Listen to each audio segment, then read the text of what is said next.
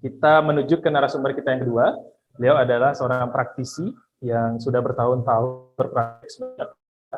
Beliau sekarang aktif dalam beberapa organisasi, di mana sekarang menjabat sebagai Wakil Ketua DPC Pradenat Pasar dan sekaligus sebagai Ketua YLC Pradenat Pasar. Dan beliau adalah pendiri atau founder dari kantor hukum YLC Law Office and Associates. Baik, narasumber yang kedua adalah Bapak Komang Darmayana SHMH. Saya sapa dulu, selamat siang Bapak Komang. Selamat siang, rekan catur. Baik, tanpa membuang waktu lagi Bapak, pemaparan materi dari beliau dalam 15 menit ke depan. Silakan Pak. Baik, terima kasih untuk moderator, untuk waktu yang diberikan kepada saya. Sebelumnya, izinkan saya menyampaikan panganjali umat. Om Swastiastu, Assalamualaikum warahmatullahi wabarakatuh. Salam sejahtera untuk kita semua. Salam nama budaya. Sebelumnya, izinkan saya menyampaikan banyak terima kasih kepada Ibu Dr. Sagung Putri yang sudah berkenan mengikuti webinar. Begitu juga Bapak Profesor Dr. Supancana senior yang sudah ikut bergabung, dan adik kami Yan Atmanu yang juga sudah memberikan ikut dalam webinar ini. Jadi berbicara terkait dengan perlindungan data pribadi, kami mencoba untuk melihat bahwa muara dari bocornya data pribadi adalah adanya korban. Ya, jadi kita mencoba untuk melihat permasalahan ini secara klasik. Klasik dalam arti bagaimana sih di lapangan korban-korban yang mengalami kebocoran data diri, sehingga dia akhirnya dilanggar hak-hak hukumnya, baik dirugikan baik secara material maupun imaterial. Itu yang sering terjadi. Jadi kami melihat bahwa pentingnya perlindungan data pribadi ini secara tidak langsung apabila ada kebocoran menimbulkan kerugian bagi korban. Yang sering muncul di lapangan, ya, yang juga banyak hadir ke kantor kami, begitu juga melakukan konsultasi, adalah terkait dengan kasus scam dan phishing. Itu secara klasik memang banyak masyarakat yang langsung mengalami, terlepas dari beberapa kasus yang bergema secara nasional terkait pencurian data pribadi, tetapi secara klasik kasus-kasus yang memang menyentuh masyarakat juga banyak, ya. Nah, scam salah satunya adalah bentuk tindakan yang sudah direncanakan yang bertujuan untuk mendapatkan uang dengan cara menipu dan mengakali orang. Jadi pelaku scam ini dia berusaha untuk mendapatkan data pribadi, sehingga nantinya data pribadi tersebut bisa dipakai untuk merugikan korban. Adapun berbagai macam, salah satunya adalah mereka bisa menyampaikan terkait memenangkan hadiah tertentu yang didapat jika memberikan sejumlah uang. Kami meyakini bahwa rekan-rekan peserta, begitu juga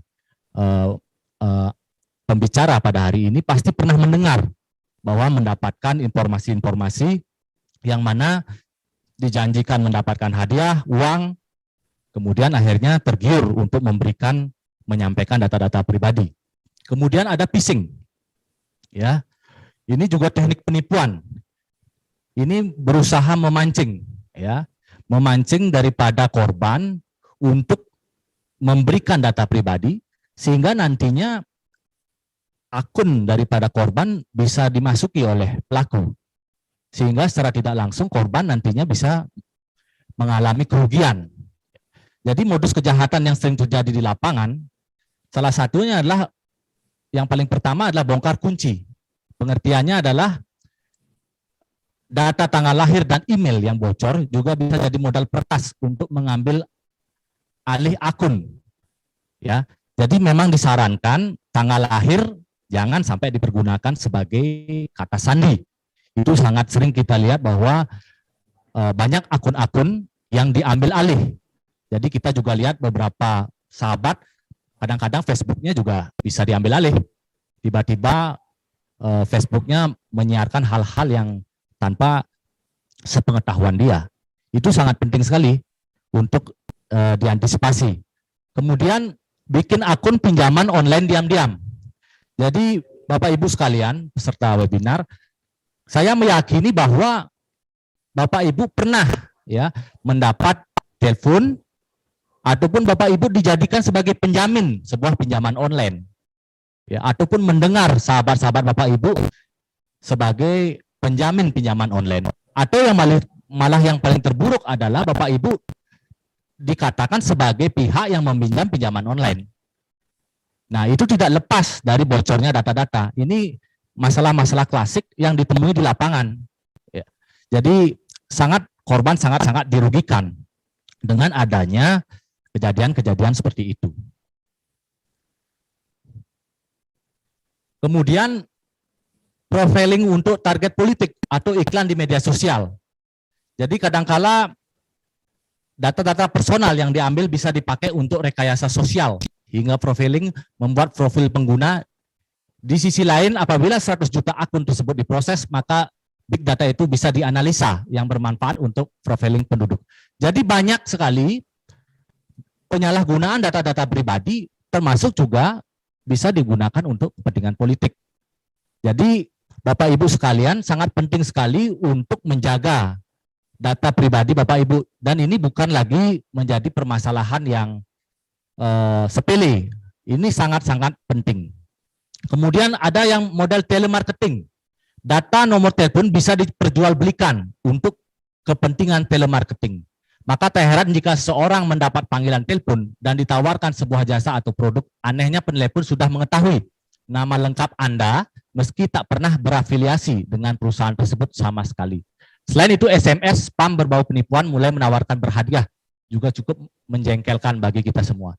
Jadi Bapak Ibu, mungkin Bapak Ibu pernah mengalami dihubungi oleh pihak-pihak yang mengaku dari perbankan, kemudian dari asuransi, yang menawarkan berbagai macam, seolah-olah memberikan keuntungan kepada Bapak Ibu. Malahan ketika Bapak Ibu mengangkat telepon, dia seolah-olah sudah mengenal Bapak Ibu. Ya, jadi bagaimana metode-metode pelaku kejahatan ini sudah sangat sempurna, di mana sempurna dalam arti bahwa memberikan pemahaman-pemahaman yang seperti penjelasan yang ada di perbankan. Sehingga Bapak Ibu akhirnya percaya, kemudian akhirnya Bapak Ibu secara tidak langsung memberikan data pribadi yang ujung-ujungnya akan merugikan. Nah, kemudian sebenarnya data pribadi, ya, dasar hukum perlindungan data pribadi. Indonesia belum memiliki peraturan-peraturan undang-undang yang khusus untuk mengatur perlindungan data pribadi. Namun secara eksplisit banyak ketentuan peraturan perundang-undangan yang mana peraturan tersebut sudah mengadopsi ataupun memberikan perlindungan. Ini secara eksplisit, belum spesifik. Yang mana ada Undang-Undang Nomor 7 tahun 1997 tentang ketentuan pokok kearsipan. Kemudian Undang-Undang Nomor 10 tahun 98 tentang perubahan atas Undang-Undang Nomor 7 tahun 92 tentang perbankan. Jadi di sana ada kerahasiaan bank. Kemudian dokumen perusahaan, ada tentang telekomunikasi, administrasi pendudukan, kesehatan. Jadi secara eksplisit dalam ketentuan-ketentuan tersebut sudah ada perlindungan terkait dengan data-data pribadi. Kemudian ada undang-undang tentang ITE. Nah, Bapak Ibu sekalian, bagaimana ketika ada korban kemudian menyampaikan terkait dengan ada hak-hak hukum saya dilanggar, ya. Perlindungan data pribadi disebutkan dalam pasal 1 angka 1 Peraturan Menteri Komunikasi dan Informatika nomor 20 tahun 2016 tentang perlindungan data pribadi dalam sistem elektronik, ya. Itu sudah disebutkan jelas bahwa data pribadi adalah data perorangan tertentu yang disimpan, dirawat, dan dijaga kebenaran serta dilindungi kerahasiaannya. Nah, karena mengingat belum ada undang-undang terkait dengan perlindungan data pribadi yang secara spesifik menentukan, maka kita mencoba untuk melihat apa sih sebenarnya data pribadi. Kalau mengacu kepada kriteria data pribadi, kita dapat lihat pada pasal 58 ayat 2 Undang-Undang Nomor 24 tahun 2013 tentang perubahan atas Undang-Undang Nomor 23 tahun 2006 tentang administrasi kependudukan. Kita coba afiliasi, cek apa sih data pribadi. Nah, di sana disebutkan ada data perorangan, meliputi nomor KK, kemudian NIK, nama lengkap, jenis kelamin, tempat lahir, tanggal, bulan, tahun lahir. Nah, di sini disebutkan data perorangan. Ya, jadi kita coba melihat sudut pandang karena secara spesifik belum ada pelindungan data pribadi yang pasti karena RUU-nya belum disahkan. Izin Pak Komang, mungkin waktu kita 3 menit lagi. Nah, baik. Nah, kemudian bagaimana ketika ada korban pencurian data pribadi? Bagaimana? Apa yang harus dilakukan? Maka dapat mengajukan laporan ya berupa pengaduan ke pihak kepolisian apabila ada data pribadi yang disalahgunakan. Ya, memang KUHP ya pasal 362 terkait dengan pencurian itu adalah general lex specialis generali, bukan apa namanya yang bersifat khusus, karena yang sifat khusus sudah diatur di dalam Undang-Undang ITE ya terkait dengan korban yang ingin mengajukan laporan ya. Jadi pihak kepolisian nantinya berdasarkan ketentuan 184 KUHP bisa nanti melalui alat bukti sebagaimana praktek kami di lapangan seringkali terkait dengan Undang-Undang ITE cukup 3 alat bukti saja sudah dapat nantinya bisa meyakinkan hakim, yaitu ketiganya itu sesuai dengan 184 KUHP. Yang pertama adalah bukti surat, yang kedua adalah ahli, begitu juga yang ketiga adalah petunjuk.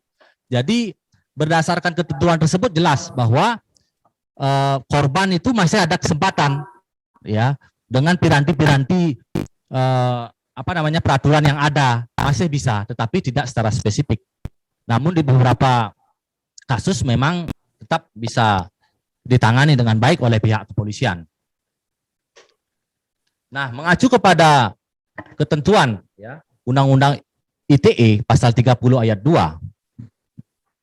ya, itu setiap orang dengan sengaja dan tanpa hak dan melawan hukum mengakses komputer dan atau sistem elektronik dengan cara apapun dengan tujuan untuk memperoleh informasi elektronik dan atau dokumen elektronik.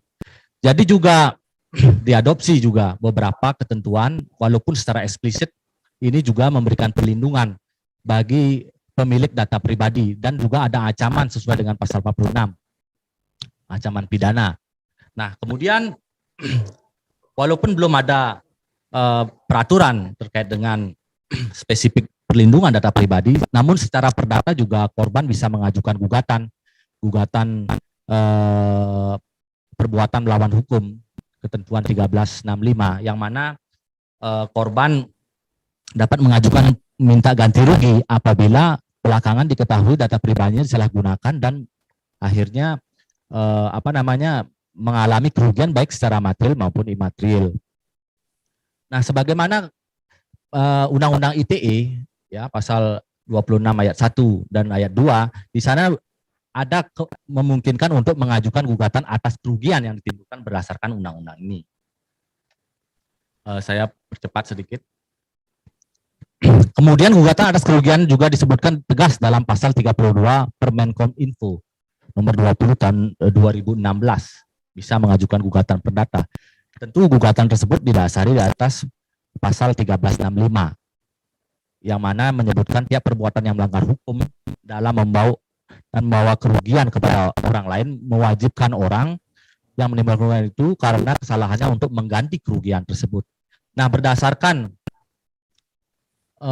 kejadian-kejadian yang muncul di lapangan, maka seyogianya pertama undang-undang ini harus segera disahkan, perlindungan data.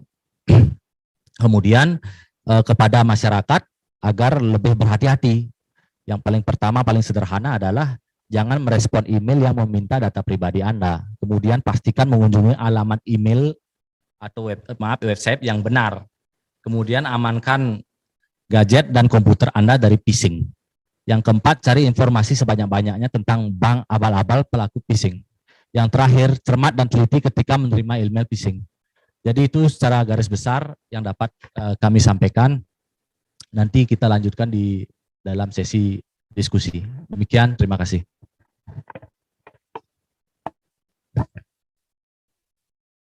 Baik,